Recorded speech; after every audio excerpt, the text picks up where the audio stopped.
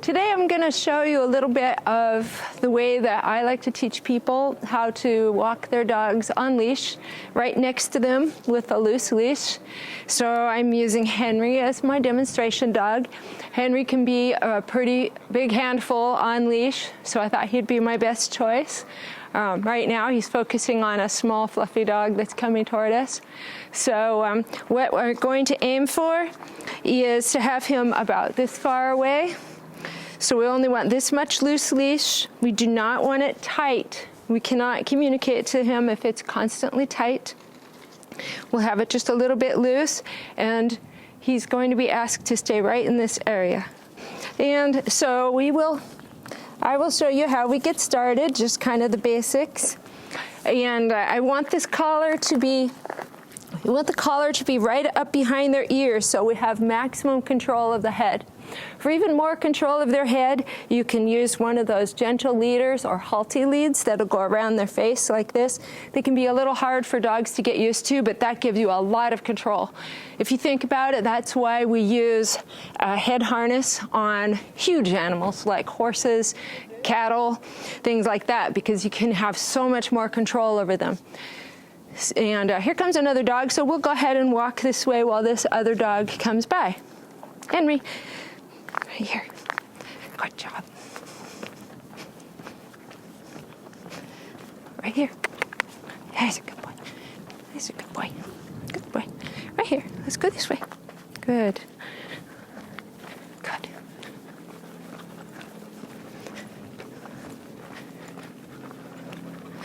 Good. And sit. Right here. Sit. Good. I have some steak bits in here for him.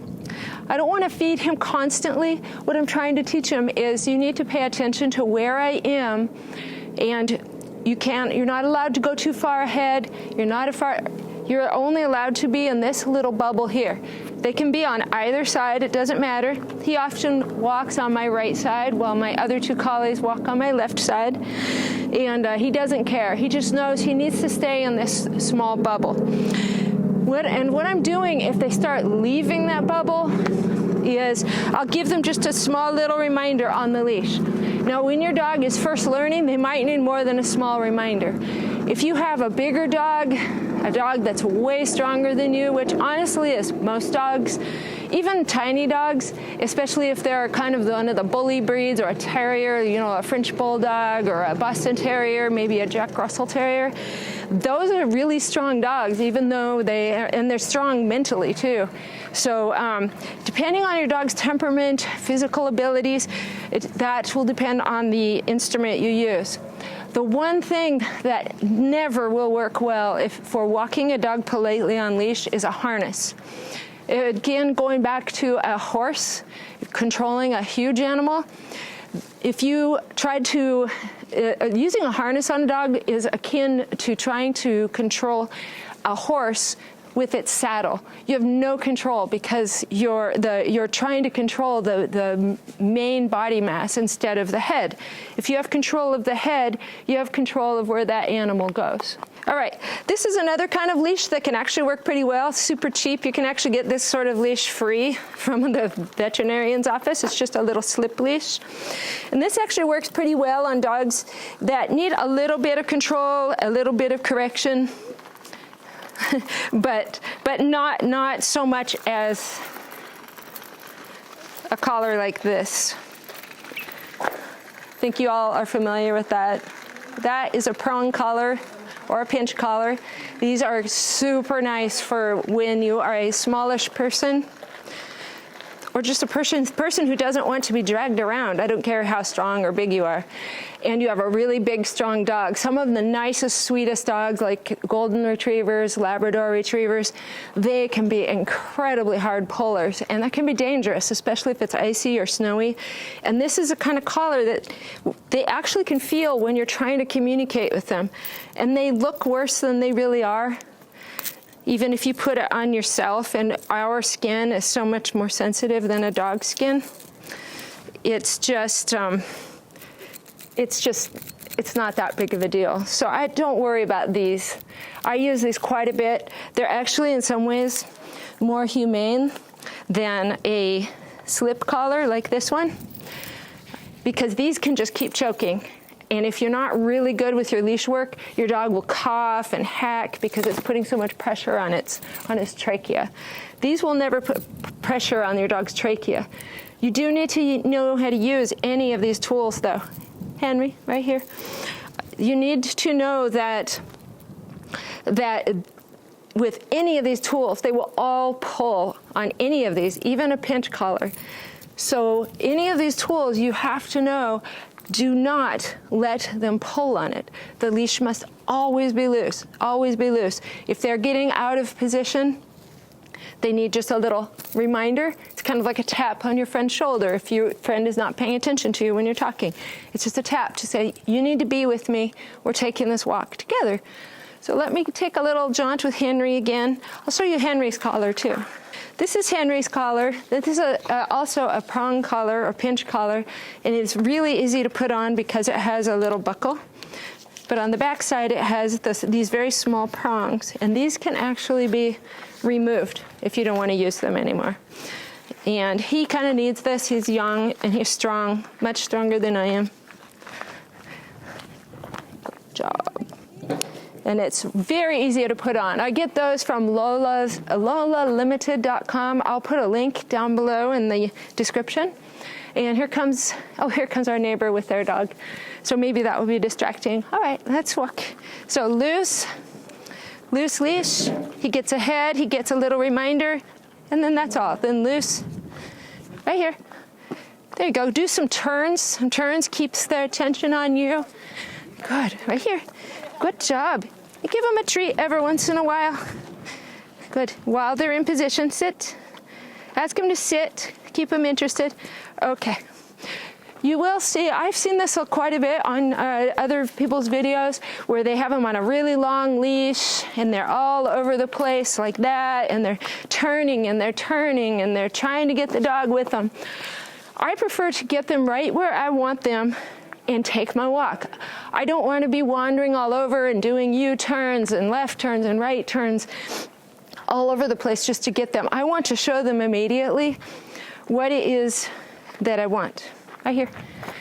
I feel it's more fair to them to show them what I want at the very beginning than to let them make 5,000 mistakes and then finally figure out, oh, you wanted me to be next to you the whole time. If I'm learning something, if I was taking violin lessons, I would want my teacher to show me right away what is the correct way to hold the bow, what is the correct way to hold the violin, not to let me do all kinds of wrong things first and then finally land upon the correct way. So I want them to learn right away that this is the right position and that this should be loose. There we go. There we go. There we go. There we go. There we go. There we go. There we go.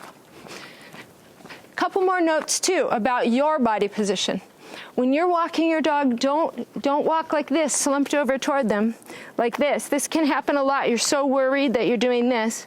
And the dog is like, what the heck? What are we doing? Stand up straight. Breathe from your diaphragm. Take a calming breath. And just, if you have to, even look way ahead, find a post, find a tree, and then just breathe and walk toward it. If you have to, Henry, right here. If you have to correct your dog, don't make a big deal out of it. It just pop and then relax. Watch out for this. Watch out for holding your arms up here, all tense. Watch out for holding your breath. And I'll be doing some videos with a lot more distractions. I'm going to borrow some dogs that have never really walked on leash. Another note, and this goes for training anything, training your dog to do anything, is just your body language. It should be calm, it should be quiet. Don't talk to your dog constantly when you're walking him. At first, try to say zero, say nothing. I'll just say something to let them know I'm walking, or you can say nothing. Let them realize they need to pay attention to you to know that you might start walking and they need to be focusing on you. He's watching some kids over there on the lake, so I'll just start walking and he will know that he needs to follow along with me.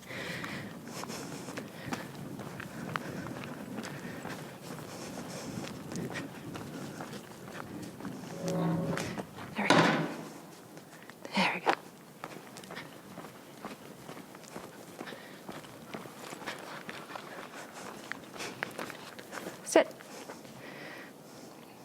There you go. There you go.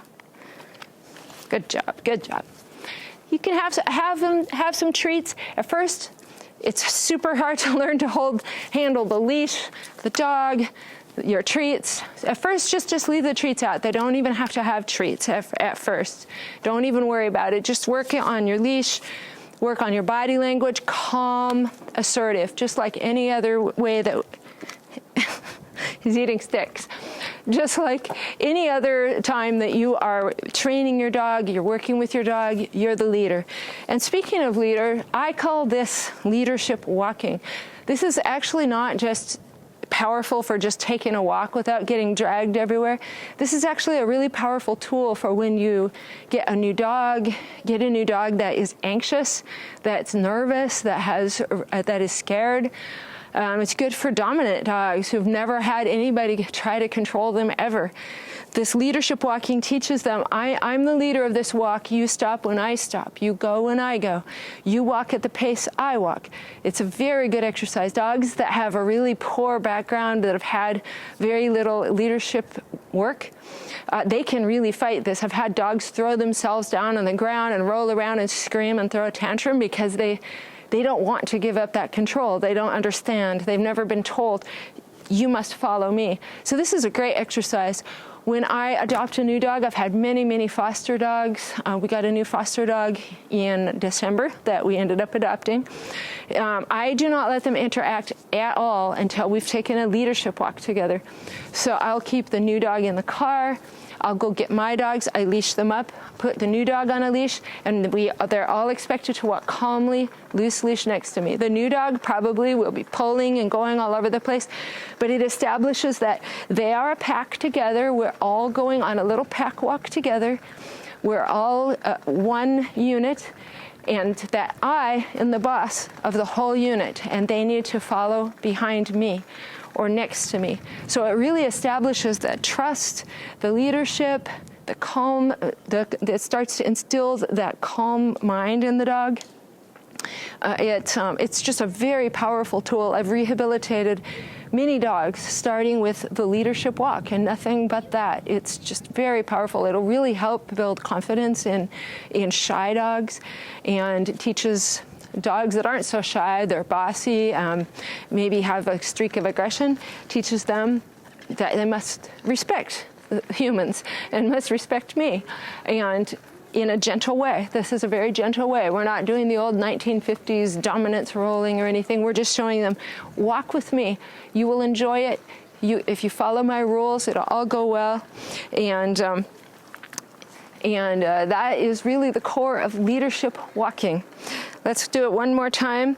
If you watch carefully, you can see that I'm keeping this loose. He wanted to go see their picnic over here, so I gave him a little correction. Another note is that don't wait too long to give them that little correction, that little pop, that little tap. If you wait till they're way ahead of you, first of all, if their leash, I'll move back here so you can see, come here. If your leash is back in line with their spine, you have no power at all. So if they get ahead of you, you're going to have to kind of move up here. You want to give the pop, the tap up or to the side, not this way, because they will pull even on these pinch collars, these prong collars. So you want to be up or perpendicular. And the best way, don't wait until they get all the way up there. When your dog is walking right next to you, right here, Henry, at this stage, when they're right next to you, they're at a level maybe 1 of excitement. If you let them go up farther, farther, farther like that, they're at about a level 8. And you're going to have to give them then a level 8 correction, which it doesn't feel fun for you. And then the problem is you don't want them to give that level 8 correction, so you might not do it. And then you're going to be back to being dragged all over the place by your dog. I see another dog coming too, so we'll use that one as a distraction.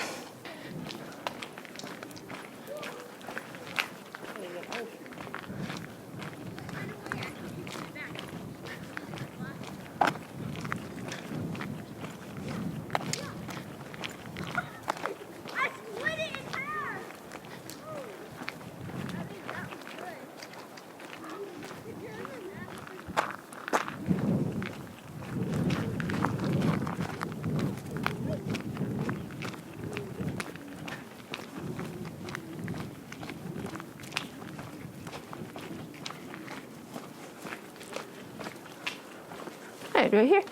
Good job. And you can see through that little exercise, he actually does really well right now. He leaned over there a little. He wanted to go look at the dog. He wanted to kind of smell the dog, but it wasn't too intense. That's because Henry has done a lot of work and a lot of practice with leadership walking. Another tip with leadership walking, when you pass another dog, another person, whatever your dog reacts to, what should be going through your head, and even if you have to say it out loud, say, that dog is none of your business. You can look up, just see that dog in your peripheral vision. You want to make sure that that dog isn't going to get at your dog or it's not aggressive. You know, you want to be safe. Even if you have to move. If your dog is very reactive, get space if you can't cross the street. Yet if I was working with a very reactive dog, I would be way far away to start teaching the dog to accept and be calm around triggers like another dog, children throwing sticks, things like that. So your energy, critical, because you are modeling as a leader for this dog. And if your dog feels you, and believe me, they can feel your energy. If they feel you getting nervous, afraid, stressed out, and I know it can be really hard when you've dealt with a dog that has been acting reactive, freaking out, screaming at other dogs. It can be hard to stay calm. So give yourself some space. If you see that dog coming, you want to be able to be calm and in control. Your arms are loose and down, your leash is loose. Give yourself some space that'll help lower your dog's anxiety, lower your dog's freaking out, and tell yourself, even if you have to say it out loud, that dog is not any of your business, and keep on walking. This is another thing I saw a dog trainer say, don't let your dog hide its anxiety and reactivity behind obedience. So if you see a dog like that and you're like, oh, now sit down, and you're controlling the dog's physical body through obedience, you're not helping his brain. We want to control the brain. So we want to show them we just smoothly walk past. So if you need to get a little space, keep on smoothly walking past. So you think, that dog's none of your business. And I will actually speed up. I do not, when the dog is getting stressed out or ramped up, I don't stop and have them sit, because then their body is still and they don't have anywhere for that negative energy to go. They're just sitting there getting worse and worse and worse and ramping up. And then you're also showing them this is a big deal. We have to stop walking. We have to sit and down. And you're talking to them, and it's adding to the chaos. Just stay quiet, take a breath, relax, and just watch your own body language and tell your dog, none of your business. Or just stay completely quiet. The quieter and calmer that you can be, the more that's going to help. The kids are throwing things in the water. He's very interested. Anyway, so get out and practice. Some of the best places to practice, especially if you have a reactive dog, practice in places where you can get some distance between you and another dog that you might see. I'm at Ward Lake now. Everyone in Ketchikan will recognize it. This can be tough. I call this the PhD level of dog walking, because there's a lot of dogs here, a lot of people, strollers, bikes, and the trail's narrow. There's not very much room to get away when you pass another dog. So for a dog that's reactive, this is not the place to start. Start somewhere where you have some space. Start somewhere where you can cross the street if you need to. Some of the trails that are a lot wider, those are also good places to start. And then I'm going to borrow somebody's reactive dog, and we will work with that dog so we can have some really good, some good input, some good visuals for you guys to get some ideas of how you can work with your own dog. But have fun and relax, breathe, and let me know if you've tried any of these things and if they worked out for you, and any questions, just let me know. Thanks for watching. All right. Hey!